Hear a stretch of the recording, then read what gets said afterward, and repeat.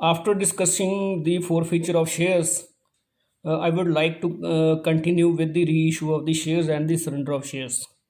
Okay, ਚਲੋ ਜੀ। Articles of ਜਿਹੜੇ ਕੰਪਨੀ ਦੇ ਨੇ, article of association of the company, ਉਹ ਇਹ ਅਲਾਉ ਕਰ ਸਕਦੇ ਨੇ ਕਿ ਜਿਹੜੇ ਫੋਰਫੀਟਡ ਸ਼ੇਅਰ ਨੇ ਉਹਨਾਂ ਨੂੰ ਦੁਬਾਰੇ ਇਸ਼ੂ ਕਰ ਦਿੱਤਾ ਜਾਵੇ ਅਤੇ ਜਾਂ ਫਿਰ ਉਹਨਾਂ ਨੂੰ ਕੈਂਸਲ ਕਰ ਦਿੱਤਾ ਜਾਵੇ।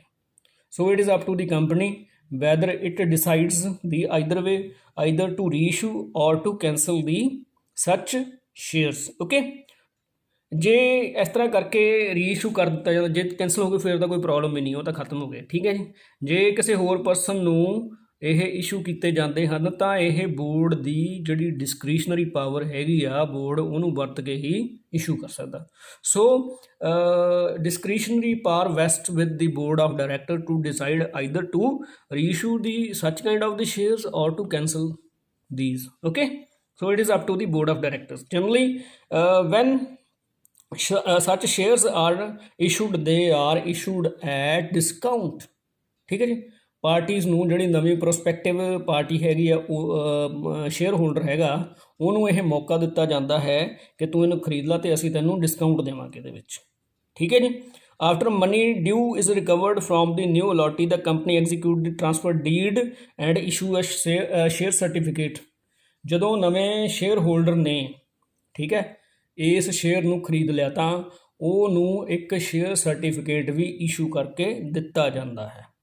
ਠੀਕ ਹੈ ਜੀ। ਪਰ ਇਹ ਗੱਲ ਦਾ ਧਿਆਨ ਰੱਖੋ, ਜੇ ਓਰੀਜਨਲ ਸ਼ੇਅਰ ਹੋਲਡਰ ਸੀਗਾ ਜਿਹਨੇ ਡਿਫਾਲਟ ਕੀਤਾ ਸੀਗਾ ਪੈਸੇ ਦੀ ਪੇਮੈਂਟ ਕਰਨ ਤੋਂ, ਜਿਹਦੇ ਕਰਕੇ ਇਹ ਸ਼ੇਅਰ ਫੋਰਫੀਟ ਹੋ ਗਿਆ ਸੀ, ਜੇ ਉਹਨੇ ਪਹਿਲਾਂ ਹੀ ਸ਼ੇਅਰ ਸਰਟੀਫਿਕੇਟ ਕੰਪਨੀ ਨੂੰ ਹੈਂਡਓਵਰ ਕਰ ਦਿੱਤਾ ਹੈ, ਸਰੈਂਡਰ ਕਰ ਦਿੱਤਾ ਹੈ, ਤਾਂ ਇਹ ਨਾਲ ਦੀ ਨਾਲ ਨਵੇਂ ਪਰਸਨ ਨੂੰ, ਅਲੋਟੀ ਨੂੰ, ਜਿਹਨੂੰ ਨਵੇਂ ਨੂੰ ਅਲੋਟ ਹੋਇਆ ਹੈਗਾ ਸ਼ੇਅਰ, ਉਹਨੂੰ ਇਹ ਸ਼ੇਅਰ ਸਰਟੀਫਿਕੇਟ ਇਸ਼ੂ ਕਰ ਦਿੱਤਾ ਜਾਊਗਾ। ਠੀਕ ਹੈ ਜੀ। ਜੇ ਇਸ ਤਰ੍ਹਾਂ ਨਹੀਂ ਹੈ, ਜੇ ਉਹਨੇ ਹੈਂਡਓਵਰ ਨਹੀਂ ਕੀਤਾ, ਤਾਂ ਇੱਕ ਰਿਕੁਆਇਰਮੈਂਟ ਹੁੰਦੀ ਆ ਕਿ ਪਬਲਿਕ ਨੋਟਿਸ ਦੇਣਾ ਪੈਂਦਾ ਹੈਗਾ ਅਖਬਾਰ ਦੇ ਵਿੱਚ, ਨਿਊਜ਼ਪੇਪਰ ਦੇ ਵਿੱਚ। ਉਹ ਨਿਊਜ਼ਪੇਪਰ ਦੇ ਵਿੱਚ ਪਬਲਿਕ ਨੋਟਿਸ ਦੇਣ ਤੋਂ ਬਾਅਦ ਇਹ ਜਿਹੜਾ ਫੋਰਫੀਟਡ ਪਰਸਨ ਦਾ ਜਿਹੜਾ ਸ਼ੇਅਰ ਹੈਗਾ ਉਹਦੇ ਨਾਲ ਟਰਾਂਸਫਰ ਕੀਤਾ ਜਾ ਸਕਦਾ ਹੈ। ਸੋ ਦੀ requirement of the public notice is mandatory over here also, because the matter of issuing, that is the reissuing of the shares which are forfeited by the company. Okay, and this kind of the reissue or reissuing of the shares had to be brought to the shareholder. Okay, because he may be entitled to exercise his option to claim it again.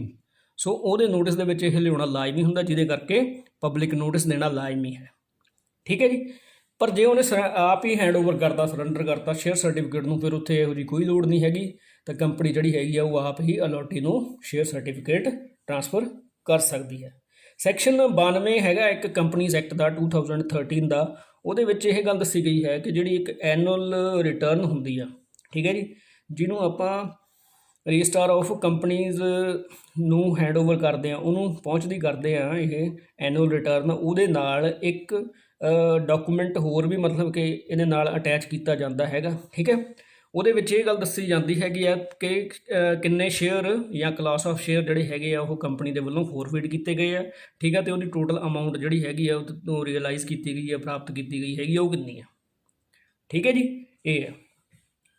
ਹੁਣ ਅੱਗੇ ਹੈ ਜੀ surrender of shares. Surrender of shares, surrender of share ਦਾ ਕੀ ਭਾਵ ਹੈ?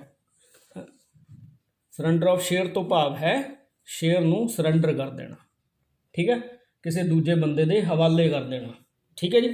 There is no provision in the companies act regarding the surrender of shares. ਇਹ ਗੱਲ ਹਮੇਸ਼ਾ ਦਿਮਾਗ ਦੇ ਵਿੱਚ, ਜ਼ਿਹਨ ਦੇ ਵਿੱਚ ਰੱਖੋ ਕਿ ਇਹਦੇ ਵਿੱਚ ਐਕਟ ਦੇ ਵਿੱਚ ਕਿਤੇ ਵੀ ਕੋਈ ਵੀ ਸਿੰਗਲ ਵੀ ਪ੍ਰੋਵੀਜ਼ਨ ਇਹੋ ਜਿਹੀ ਨਹੀਂ ਹੈਗੀ ਕੰਪਨੀਜ਼ ਐਕਟ ਦੇ ਵਿੱਚ ਜੋ ਕਹੇ ਕਿ ਤੁਸੀਂ ਆਪਦੇ ਸ਼ੇਅਰ ਨੂੰ ਸਰੈਂਡਰ ਕਰ ਸਕਦੇ ਹੋ। ਠੀਕ ਹੈ। ਪਰ ਇਹ ਜਿਹੜੀ ਸਰੈਂਡਰਿੰਗ ਆਫ ਸ਼ੇਅਰ ਹੈਗੀ ਆ, ਇਹ ਆਰਟੀਕਲ ਆਫ ਐਸੋਸੀਏਸ਼ਨ ਤੋਂ ਹੀ ਪ੍ਰਾਪਤ ਕੀਤੀ ਜਾ ਸਕਦੀ ਹੈ। ਠੀਕ ਹੈ। ਹਾਂਜੀ। ਤਾਂ ਜਿਹੜੀ ਕੰਪਨੀ ਹੈਗੀ ਆ ਉਹਦੇ ਵਿੱਚ ਕੋਈ ਇਹੋ ਜਿਹੀ ਪ੍ਰੋਵੀਜ਼ਨ ਨਹੀਂ ਹੈਗੀ ਜਿਹਦੇ ਅਧੀਨ ਕੰਪਨੀ ਐਮਪਾਵਰ ਕਰਦੀ ਹੋਵੇ, ਠੀਕ ਹੈ, ਡਾਇਰੈਕਟਰਸ ਨੂੰ ਕਿ ਸਰੈਂਡਰ ਨੂੰ ਐਕਸੈਪਟ ਕਰੇ। ਠੀਕ ਹੈ ਜੀ। ਪਰ ਆਰਟੀਕਲ ਆਫ ਐਸੋਸੀਏਸ਼ਨ ਜਿਹੜੇ ਹੈਗੇ ਆ ਕੰਪਨੀ ਦੇ, ਉਹ ਕੰਪਨੀ ਨੂੰ ਅਥੋਰਾਈਜ਼ ਕਰ ਸਕਦੇ ਆ ਕਿ ਕੁਛ ਜਿਹੜੇ ਖਾਸ ਕਿਸਮ ਦੇ ਹਾਲਾਤ ਹੈਗੇ ਆ, ਸਰਕਮਸਟੈਂਸਿਸ ਹੈਗੇ ਆ, ਉਹਦੇ ਵਿੱਚ ਡਾਇਰੈਕਟਰ ਜਿਹੜੇ ਹੈਗੇ ਆ ਉਹ ਇਸ ਸਰੈਂਡਰ ਨੂੰ ਐਕਸੈਪਟ ਕਰ ਸਕਦੇ, ਸਰੈਂਡਰ ਆਫ ਸ਼ੇਅਰ ਨੂੰ ਐਕਸੈਪਟ ਕਰ ਸਕਦੇ ਹੋ। You should also keep in mind that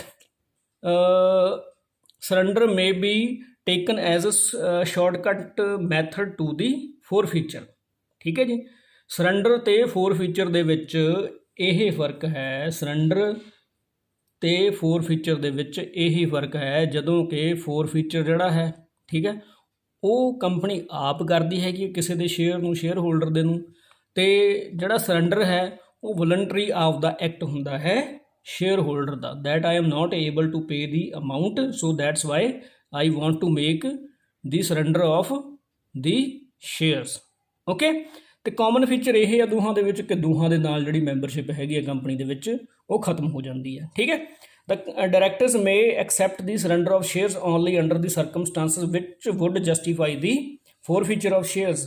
forfeiture ਤੇ surrender, ਠੀਕ ਹੈ ਜੀ, ਇੱਕੋ ਹੀ ਹਾਲਾਤ ਦੇ ਵਿੱਚ ਕੀਤੇ ਜਾ ਸਕਦੇ ਨੇ ਕਿ ਜਿਹੜਾ ਪਰਸਨ ਸ਼ੇਅਰ ਹੋਲਡਰ ਹੈ ਉਹਨੇ ਡਿਊ ਪੇਮੈਂਟ ਉਹਦੀ ਸੀਗੀ ਤੇ ਉਹ ਪੇਮੈਂਟ ਉਹਨੇ ਨਹੀਂ ਕੀਤੀ।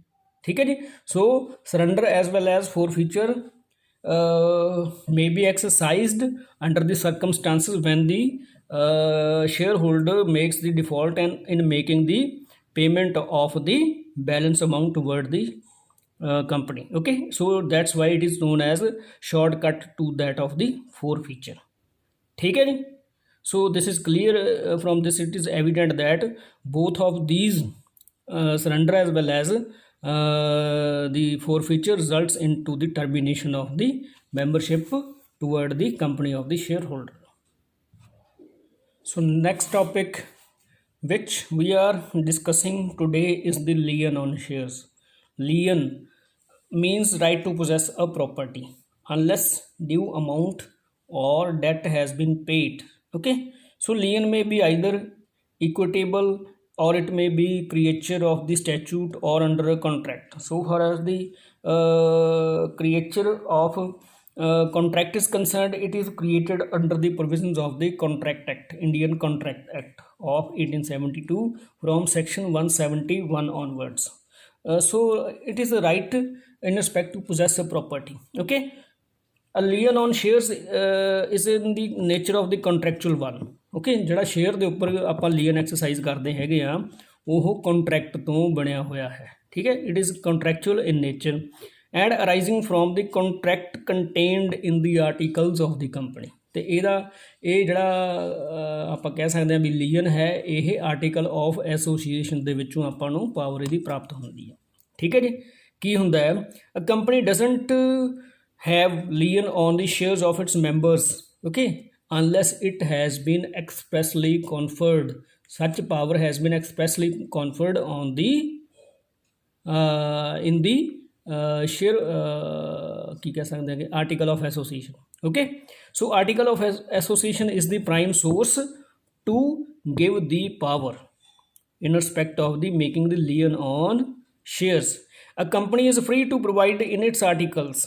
so a company is free to provide in its articles that right of lien may be exercised in respect of the shares।